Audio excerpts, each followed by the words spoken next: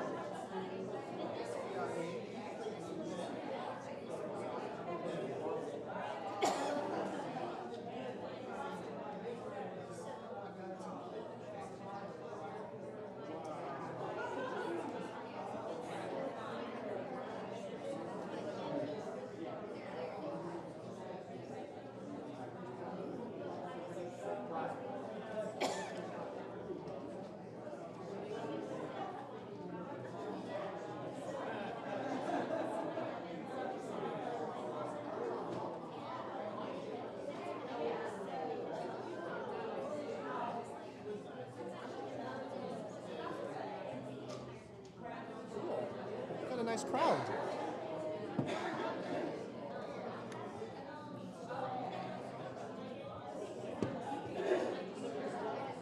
Oh yeah. Let's do it.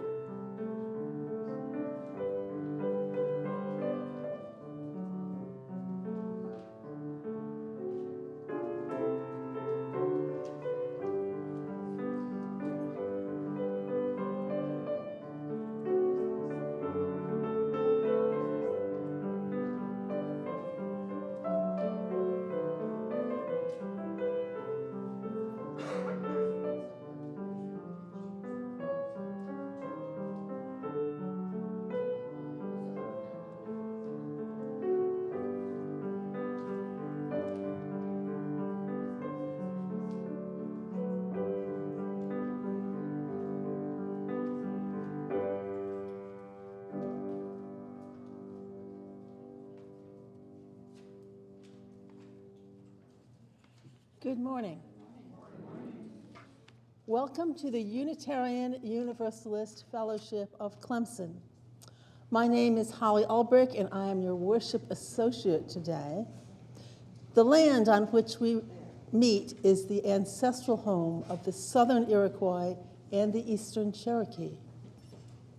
Whoever you are, wherever you are on your life journey, you are welcome here.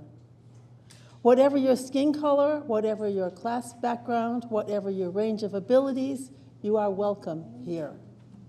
We are glad that you chose our fellowship as your place of worship this morning, whatever your beliefs, whatever your politics, whatever your theology. We come together for worship in order to slow down and listen for the calling of our hearts, our spirits. We come together for worship so that we can be reminded of our highest aspirations and continue to transform ourselves into our best selves. If you are joining us for the first time this morning or haven't been here in a long time, welcome. If you're a visitor and would like to stand and tell us who you are, you're welcome to do so at this time. Anyone? Any brave souls out there? Yeah. Stu is my friend. We're not new. We were here years ago. We're back. Welcome back. What's that?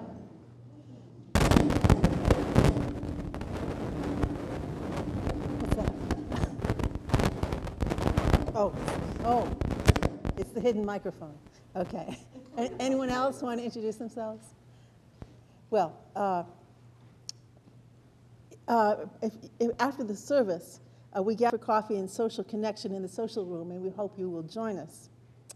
If you're interested in getting our weekly newsletter so that you can get connected to our community, our weekly sharing of joys and concerns, and our collective efforts to support local social justice work, please reach out to the office by email or on our website, which is uufc.org. It's easy to remember. A couple of announcements. Jeremy is hosting an event on Saturday. Meditation starts at 8:30, includes a potluck. Daryl. I'm sorry, Daryl. I was thinking. And yeah. We're all inspired. Okay, so there's a bunch of conspirators that would like you to come and conspire, which means really breathe together. So it's very appropriate. Anyway, so please speak to him after the service if you're interested in coming, and mark your calendar for Saturday the 20th at 8:30. I think it will be well worth your time. A couple of other announcements that I'd like to call your attention to. We are always in need of volunteers, and we have some volunteers that don't involve committee meetings, are not a long-term commitment. If you are willing to usher occasionally, please let Kathy Crane know, and she'll put you on the list. And she contacts people, these are the dates, this is what we need. It's not a difficult job. Or if you prefer to work after the service rather than before, see Meg MacArthur. She's always looking for tellers, which involves counting the money. And that's not, it comes at a commitment for one Sunday a month. You can swap if you're not going to be here, and it's a big help. And of course, Karen is gearing up for RE, and you're next. She's always looking for people to help with religious education and hospitality. Sign-up sheets in the social room, right, Karen? Yep. Too many Karens. Oh, there are never enough Karens. Okay, our opening hymn is, let me find it.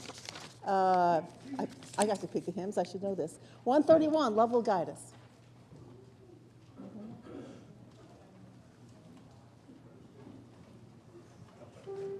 Thank you.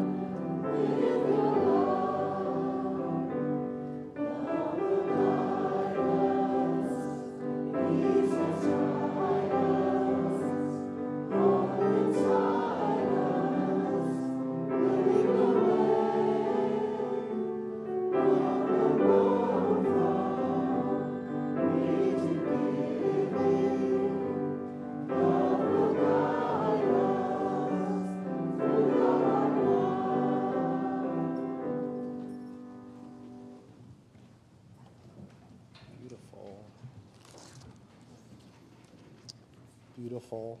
Oh, wonderful song. Good morning, everybody. I am Chen, the worship leader for today. Now, if Cody would want to help light the chalice for us as we share in the reading of this fellowship's affirmation that is shared in the order of service. We gather together in a spirit of love with justice as our guide. This is our chosen covenant, to dwell together in peace, to seek the truth with freedom, and to care for one another. Thank you.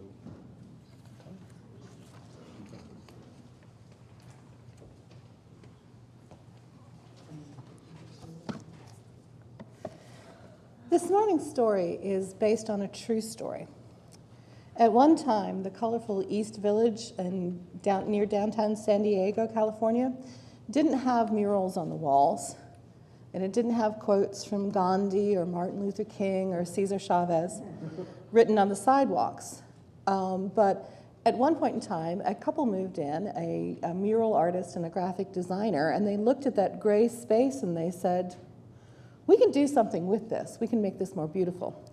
And so the first urban art trail was born. And over time, this initiative spread across the United States and indeed to several countries around the world. So this morning's story was actually illustrated by that muralist. So this morning, maybe something beautiful, how art transformed a neighborhood, by Isabel Campoy and Teresa Howell, illustrated by Rafael Lopez. In the heart of a gray city, there lived a girl who loved to doodle, draw, color, and paint. Every time she saw a blank piece of paper, Myra thought to herself, maybe.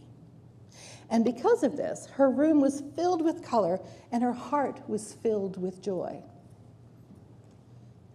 On her way to school one day, Myra gave a round apple to Mr. Henry, the owner of the shop down the street.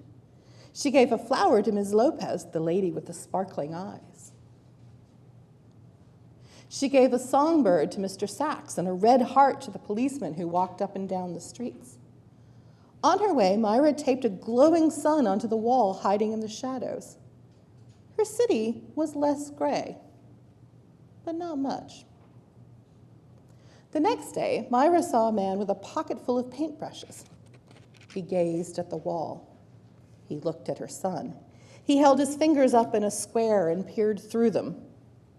He said thoughtfully. What do you see? Myra asked. Maybe something beautiful, the man replied. Then, just like that, he dipped a brush in the paint. Bam! Bam! The shadows scurried away. Sky blue cut through the gloom. The man's laughter was like a rainbow spreading across the sky. Who are you? Myra asked. I'm an artist, he said. A muralist. I paint on walls. I'm an artist too, she told him. He handed Myra a brush. Then come on. Myra dipped it in the loudest colors she saw.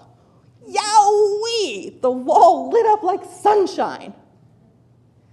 As the man drew pictures on the bricks, Myra added color, punch, and pizzazz. Soon, Mr. Sachs joined in. Then others came. Everyone painted to the rhythm. Salsa, merengue, bebop. Even Myra's mama painted and danced the cha-cha-cha. The whole neighborhood became a giant block party until the policeman walked up. Excuse me, he said. The music stopped. Myra put her brush down. They were surely in trouble. The officer cleared his throat, then paused. May I paint with you? He asked. So Myra handed him a paintbrush, and the music started again. Teachers and papas jumped in, babies too. Myra and the man handed out brush after brush. Color spread throughout the streets. So did joy. Wherever Myra and the man went, art followed like the string of a kite. After they colored the walls, they painted the utility boxes and benches. They decorated sidewalks with poetry and shine, and everyone danced. Together, they created something more beautiful than they had ever imagined. When their clothes were splattered with a million colors, everyone sat down to rest, except the muralist. His eyes sparkled. "You, my friends, are all artists," he told them. "The world is your canvas." He smiled wide, then pulled everything together in big, sweeping motions. His paintbrush was like a magic wand. When he was finished, Myra added one more bird, way up in the sky. Maybe, she thought, just maybe.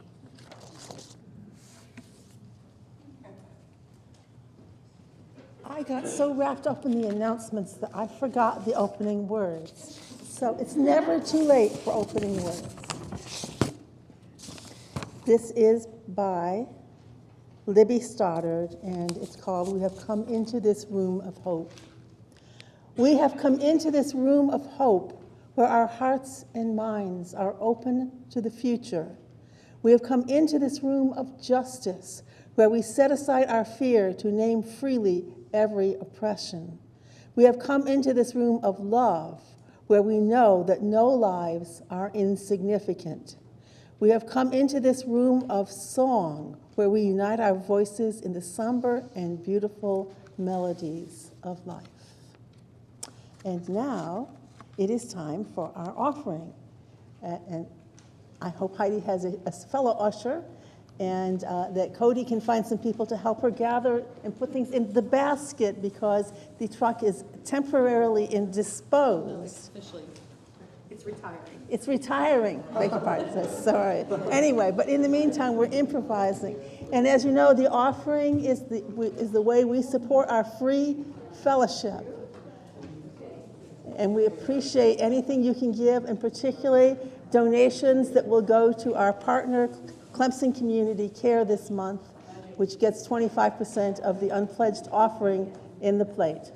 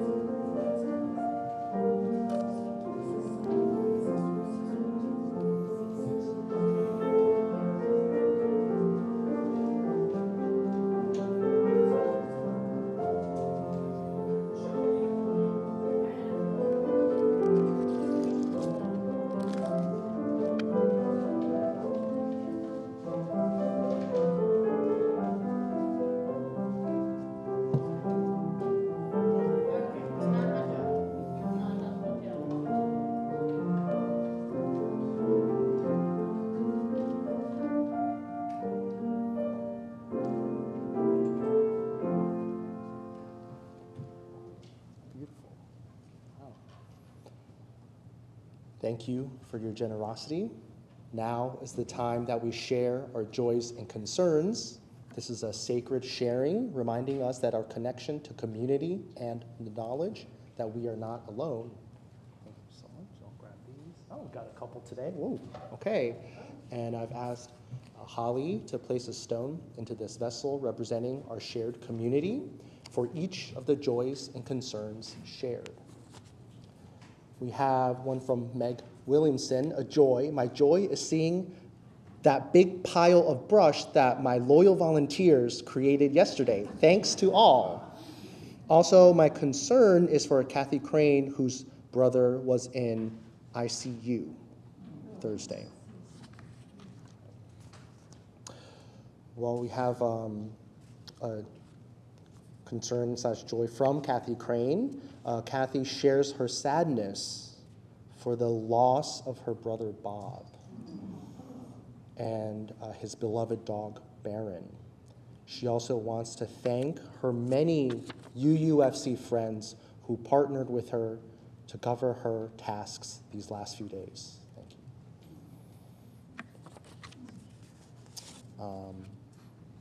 We have an anonymous one that came in through email. I was sorry to learn about a UUFC member having to make an unexpected trip due to illness in her family. My thoughts are with her at this sad time. We have a joy from Sarah Summers Hoskin. Mike Cole continues to improve after surgery at Greenville Memorial. Also, thanks to all who made our hula hike a lot of fun last Wednesday. Thank you. We have a concern from Del Kimbler. Is for our country, an attempt at government by rifle is never a good thing. Thank you, Del. And we have a concern from Paula and Jorge. Paula and Jorge mourned the death of Jorge's brother, Ramon. He was the last of Jorge's 4 brothers to die in 5 years. His wife, Olga, was diagnosed with cancer on the same day. Oh, died the same day. Oh, no. Okay. Okay, that's it, yeah. Thank you. This is on Tuesday? Okay, sorry to hear that. And the final stone is for those held closer to the heart and those who are not with us this morning. And now,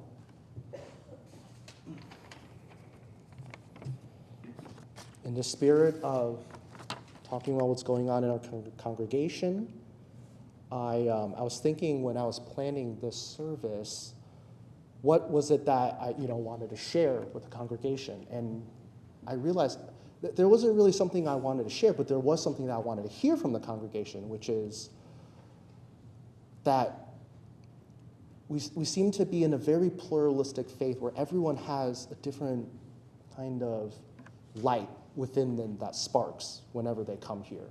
And so I wanted to do a very quick activity where I'm going to pass this mic. So today I think I'm just going to start from here and just pass it. And if you're comfortable sharing, I'm just very curious, what does UU mean to you? Why do you come here? And so in order to hear from as many people as we can, we'll do like 15, 30 seconds, a few sentences. So yeah, let's hear from our congregation. I guess I'll start with me. And I think my dad's tuning in too. Coming back to Clemson, it's very hard to find community, and UU has really become like a second family, So that's what it means to me. It means family, Okay, so. Yeah, you can be in the congregation and just pass the mic. Yeah.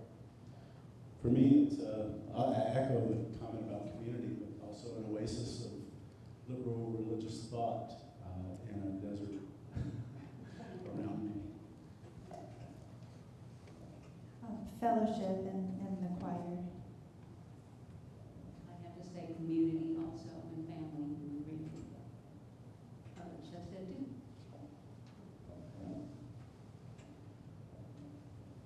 I think UUFC is a place where people can come to discover and help grow the best part of themselves. And through a community that is diverse and vibrant and very much in touch with what is going on in the world. And so I feel like it's a safe place to be, a safe community. To me, it gives us hope.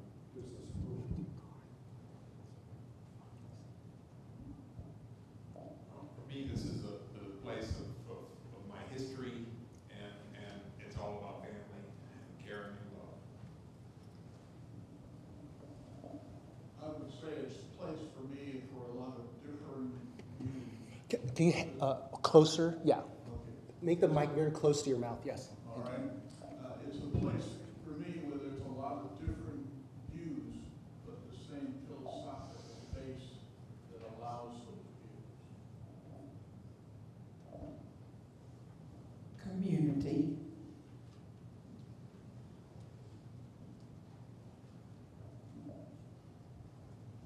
It's a place for community and also a shared search for meaning. For me, it's a place that's it's a gathering of like-minded people, people that are very accepting of all people. I think that's valuable here. Always said it takes a lot of different kinds of people to make a world, and that's true, but sometimes the world can get tiring, and y'all are my kind of people. I think it's a place where you can put into action that which you hold close in your heart.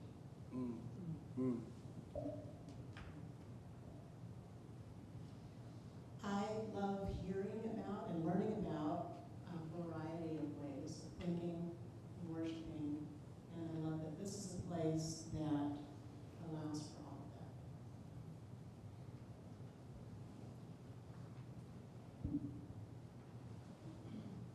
As my former minister would say, this is a place where the uncomfortable can be comforted, and where the comfortable can be made uncomfortable.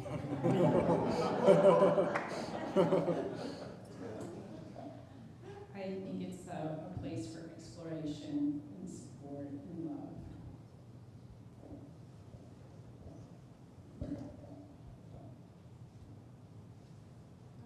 I think I would just tag along with the community bandwagon. That seems to be probably it. I believe it's community, but it's also a place where Christ-like living takes place rather than the dogma. Dave Hal Davies said that life is an opportunity to grow your soul, and this is a place where I focus on my heart as much as my brain.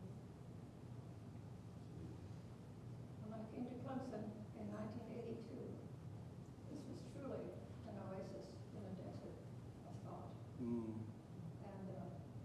in the 40-some years I've been here, in the 40-some years I've been here, I cannot think of a time when there was this much feeling of community as now. It's just a good vibe. And it gives a meaning to my life. It's otherwise hectic. It gives meaning to my life. It's otherwise hectic and rushed. This is my home.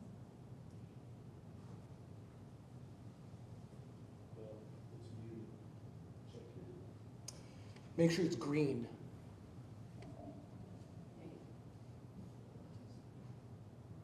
I wanted to be part of this fellowship because I recognized for years that the best people around were part of this fellowship. And I wanted to be part of that community. And what I've learned is that I'm constantly challenged. And I like that.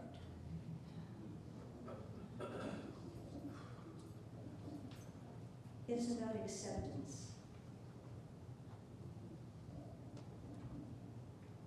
What I find kind of amazing is that if I started from scratch and hand-selected all the people I would like to be here, I can't do any better than what just turns up on Sunday. Well, I echo a lot of that, and also speak personally today because I'm going to play piano, and I don't often do that in front of people. doing a lot at home, but I know I can do it here. And if I make a mistake, I think you guys are okay. This is not a cop-out, but I'm going to say ditto. This is a place where my family can feel loved and accepted, and a place where my daughter can be stewarded with many wonderful role models. Ramy, is there a problem with the people in back hearing? I think we can try the choir. Yeah, I think everything is fine. Oh, really? It was just when the mic was muted. Oh, For me, it's fellowship and support of other men. Okay, I'm going to stand up because I'm short. And you can see me. Okay, so I come here for the fellowship, for the social interaction with a number of enlightened people that continue to stimulate my thinking, and it just makes me feel more alive. So I'm very grateful for all of you. Thank you. I'm here to find a sense of community that promotes equality and inclusion rather than division and discrimination.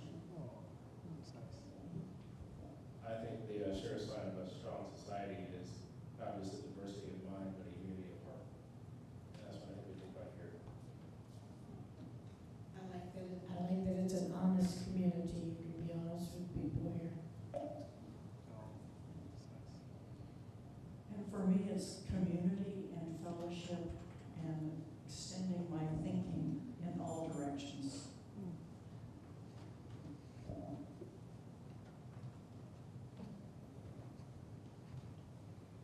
I appreciate the support of our meditation group and meditation community very much. And I appreciate you accepting even an old boy from Pickle.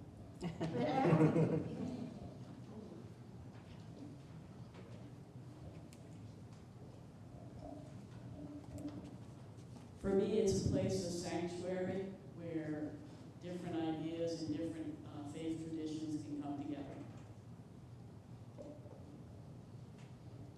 For me, it's warm spiritual diversity and the fellowship.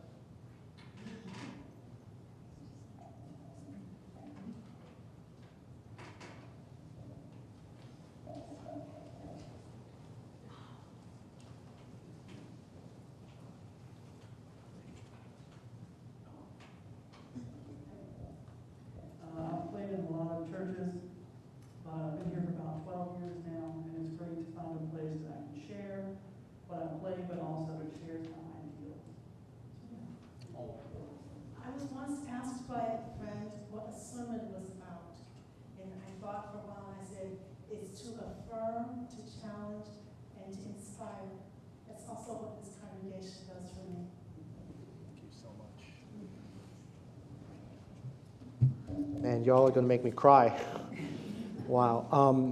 Was there anyone who kind of got passed over, and if you didn't share, you're not going to be able to go to sleep tonight, or anyone else who didn't get to share? Last chance. Oh. Yes, yes. We got Cressida, yeah. I'm not a joiner. Can you hear me? I'm not a joiner. And Elaine Fredendall, whom I suspect you all know and love, basically waterboarded me into coming. Just earlier, completely unexpectedly, I began to cry because I was so overwhelmed by the spirit of gentleness and kindness here. It's really exceptional.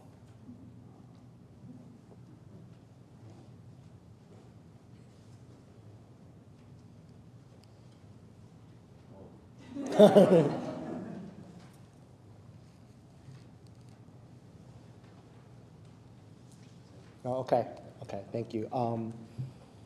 Okay, so now please let us hear the choir in musical performance of Let There Be Peace on Earth. And if you know the words, join in.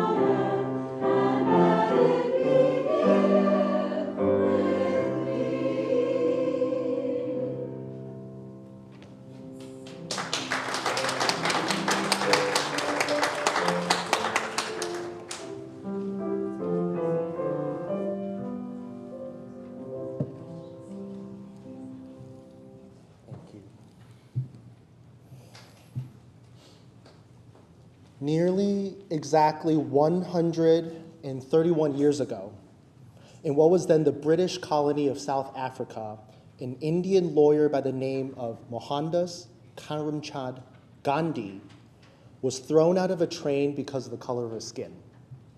He was forced to spend the night in the frigid open air of Maritzburg Station. He shivered all night, thinking to himself, should I go back to India where I won't be forced to endure this kind of treatment? He pondered, and by dawn, he knew what he had to do, which was to stay and to fight against racial prejudice. And in that fight, never resort to any tactic that would diminish the humanity he was fighting for. Now, I will continue with a passage from this book, The Essential Gandhi. The following day, he proceeded on the next leg of his journey by carriage. There again, he met with prejudice. Though there was room in the carriage, he was forced by the driver to sit in a degrading place outside. When he refused, the driver tried to drag him off, alternately beating him and pulling at him. Gandhi refused to yield, but refused also to defend himself, and clung to the carriage rail until the white passengers were moved to pity and begged the driver to let him join them at their side. This was the moment of the birth of the method of Satyagraha. Now, that was the name Gandhi gave to his movement of non-violent protest. In Sanskrit, Satya is truth or love, and Agraha means force or power. I don't know if you guys remember in January, Reverend Holley quoted Martin Luther King talking about the marriage of love and power, how love must accompany power, and how power must also accompany love. That quote is a direct reference to Satyagraha. Now, I believe when the driver was forcing Gandhi off the train, Gandhi wasn't just holding on to a railing. He was holding on to love for himself and his people, so he may refuse to be degraded by discrimination, and love also for the driver, and so he may refuse to retaliate against him. This is what Gandhi says, quote, Satyagraha and brute force, each being a negation of the other, can never go together. In Satyagraha, there is not the remotest idea of injuring the opponent. Satyagraha postulates the conquest of the adversary by suffering in one's own person. Brute force will avail against brute force only when it is proved that darkness can dispel darkness. Brute force has been the ruling factor in the world for thousands of years, and mankind has been reaping its bitter harvest all along. There's little hope of anything good coming out of it in the future. If light can come out of darkness, then alone can love emerge from hatred. End quote.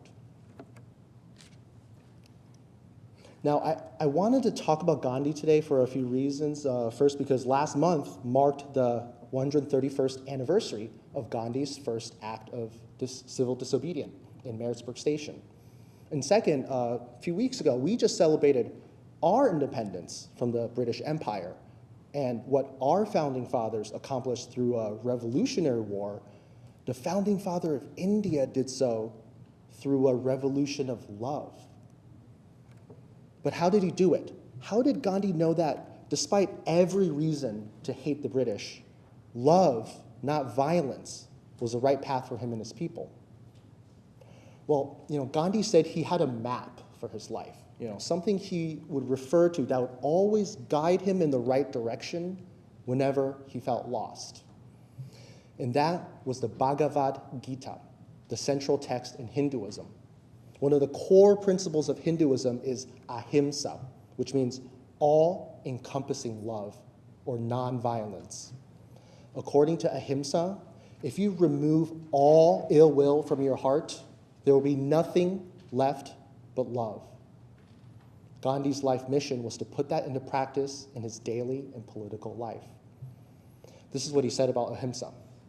Quote, "Courage and patience are qualities one needs very badly when placed in difficult circumstances. What is most needed in a community which considers itself to be ill-treated at the hands of others is the virtue of love and charity, of returning good for evil. When ahimsa becomes all-embracing, it transforms everything it touches. There is no limit to its power." End quote.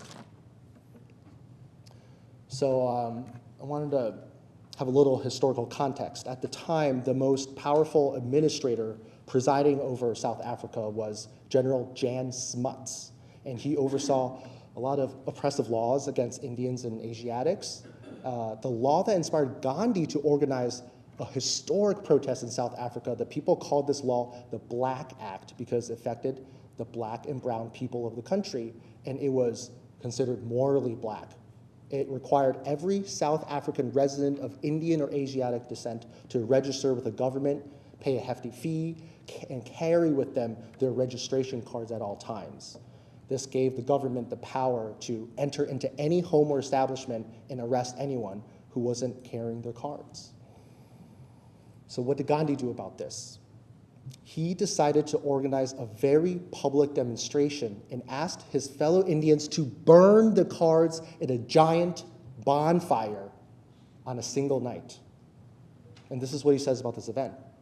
"By burning certificates, we declare our solemn resolution to never to submit to the Black Act. We received upwards of 2,000 certificates to be burnt. These were all set ablaze. The whole assembly rose to their feet and made the place resound with the echoes of their continuous cheers during the burning.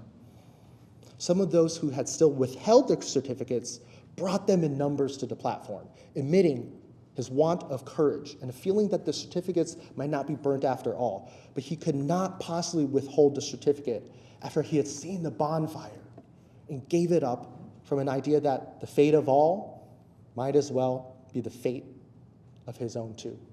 End quote. Now, after that fiery night, the Satyagraha movement would only grow bigger and bigger. Gandhi had the trust of his people, and they were willing to get thrown in jail for protesting and going against the rule of law.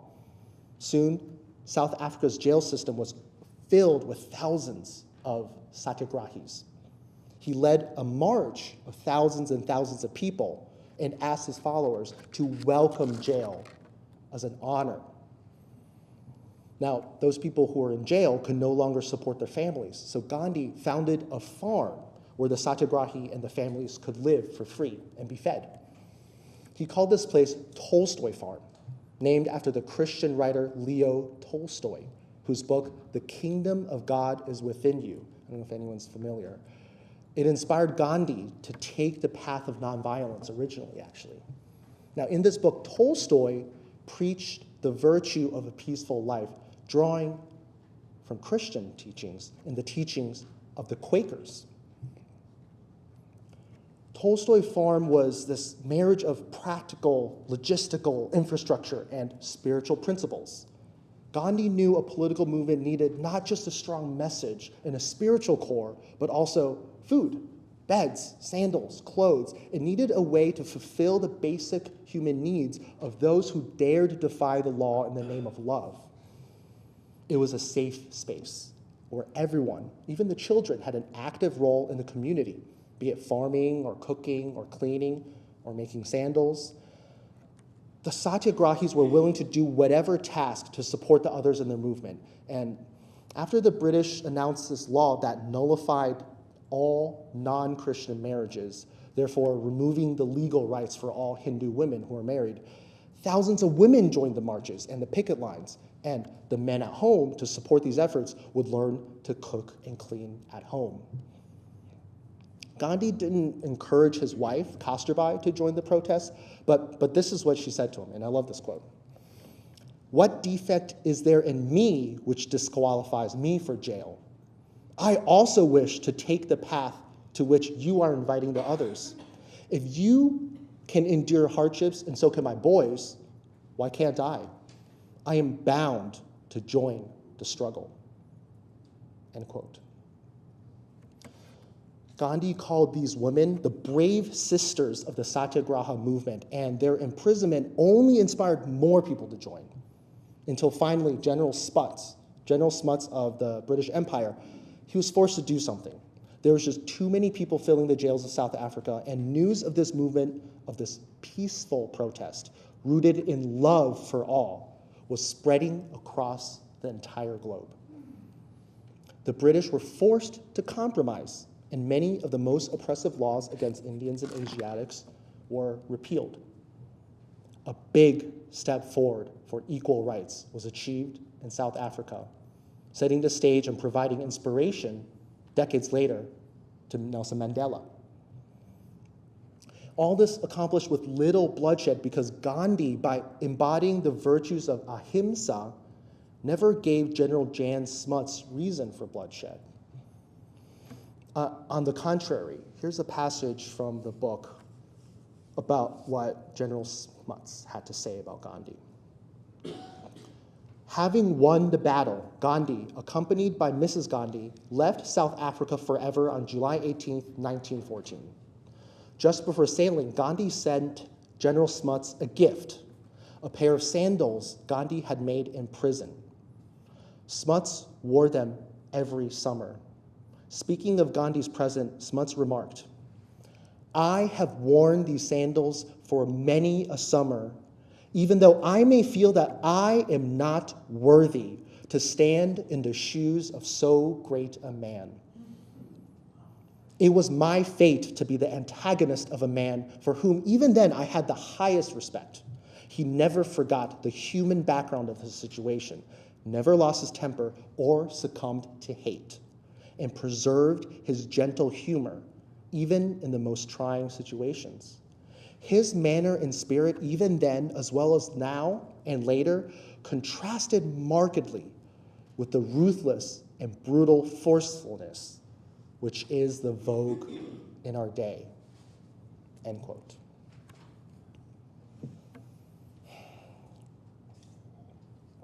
Now, before I read this book and learned about the story of Satyagraha and South Africa, I knew about Gandhi. I thought of myself as maybe someone who could be a part of a movement like his. You know, I considered myself passionate about social justice, equal rights. But the more I read him, the more I read about the demand of the Satyagraha, I realized at the time he couldn't have been more different than me. You know, I was at a low point in my life, having experienced all the pushback and attacks that come with writing publicly about race in Texas. I had become very anxious with little love to give to the people on the opposite side. While Gandhi preached courage, I was consumed by fear. While Gandhi demonstrated a willingness to suffer for a bigger cause, I was consumed by self-pity. While Gandhi was able to offer a generous love to all humans, including his enemies, I had built up over the years anger and resentment toward those who had done me wrong. But Gandhi said, brute force will avail against brute force only when it is proved that darkness can dispel darkness. And he also said something very, very challenging for me. He said, a satyagrahi bids goodbye to fear. He is therefore never afraid of trusting the opponent. Even if the opponent plays him false 20 times, the satyagrahi is ready to trust him for the 21st time. For an implicit trust in human nature is the very essence of his creed. End quote. Now these ideas went against a lot of my instinct. I had these preconceived notions about peace and love, that these concepts are naive or weak or passive or unrealistic or simply just too abstract. But then I read about the night of the roaring bonfire, protesting against the Black Act in South Africa, of people cheering for justice. There is nothing weak about that image. And this is what Martin Luther King said about Gandhi.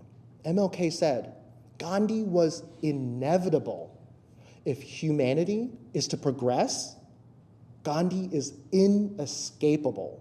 We may ignore him at our own risk. Now, I do get why Gandhi got so many followers and he was so successful, because his words really do uplift and inspire. After reading this book, I was able to slowly, very slowly start forgiving people who had done me wrong, to start seeing things from another person's point of view, and to even have a sense of sympathy for them. To me, the example of Satyagraha is a reminder and a daily challenge, and it certainly is a challenge to always keep love in our center, especially in the midst of conflict with others, especially while living in a time where we are more aware of conflict in our country and in the world than ever before. But the new shared Unitarian Universalist principles are justice, interdependence, equity, transformation, pluralism, generosity, and at the center of everything is love. Love was at the center of Gandhi's movement, and he dared bring love into the political realm. For him, civil disobedience was more than just an extension of a spiritual life. For him, faith and justice were one and the same. To me, it's no accident that me reading a book about Gandhi led me to Unitarian Universalism. And to me, it's not too hard to imagine Gandhi on the night of the burning of the certificates, his face lit up by the flames of justice, saying to his fellow Satyagrahis something not too far from these words: we gather together in a spirit of love, with justice as our guide. This is our chosen covenant, to dwell together in peace, to seek the truth with freedom, and to care for one another. Thank you, and may you be well. Let us now rise and mind, body, or spirit and sing together. Hymn number 1021, Lean on Me. We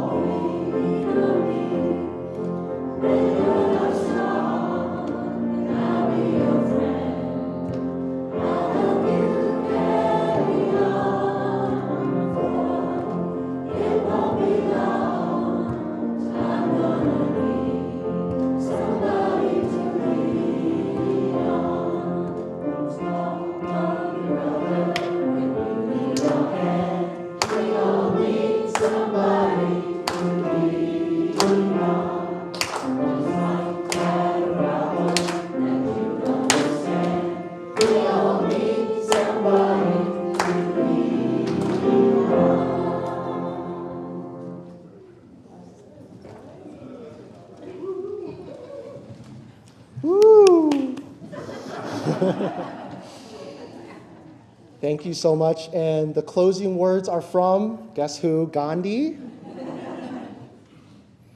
He says, love is the strongest force the world possesses, and yet it is the humblest imaginable.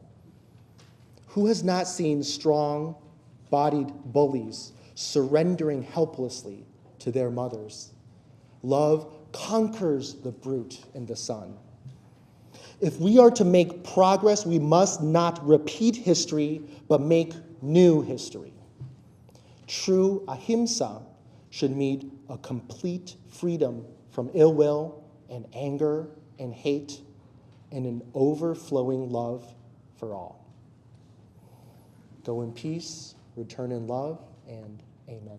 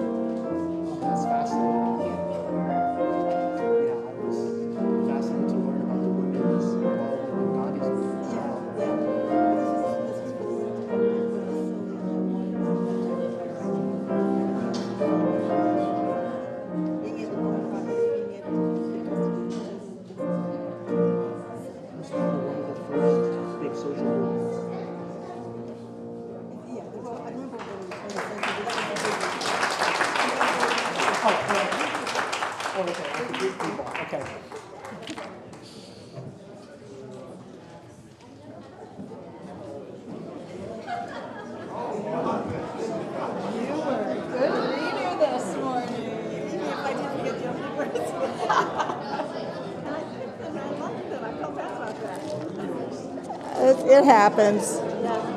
Okay, they would give words at any point. I'm going to ask Wei if I can have a copy of the service. So I'm going to take it out of the sheets. Is that okay with you? It's okay with me. It's okay with him. I should have worn mine. I told him after the service, I said, before Gandhi, there was the women's suffrage movement, which was nonviolent, and it took them 72 years. Before Gandhi. Oh, yeah. 18 oh, okay. 1848 to